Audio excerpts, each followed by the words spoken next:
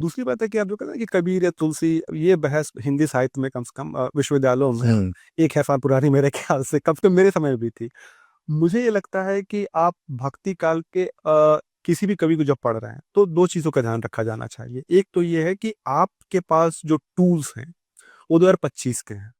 उन टूल्स को आप 16 से ज्यादा मत लेके जाइए। आप देखिए कि उस समय क्या चल रहा था।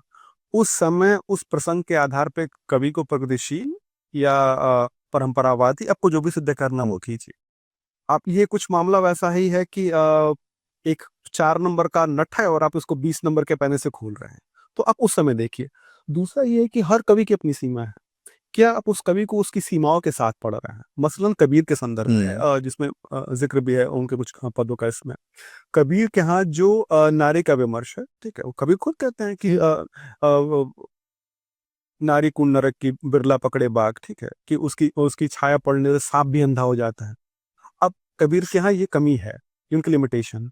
इसको कैसे पढ़ें, उसको लेके बहुत अलग अलग हैं। पुरुषोत्तम जी ने कहा है कि वो संस्कार और संवेदना का द्वंद्व है, जबकि जय खौली मानते हैं कि वो एक पुरानी परंपरा को वो फॉलो कर रहे हैं जिसमें माया और नारी को अब कहना ही होगा।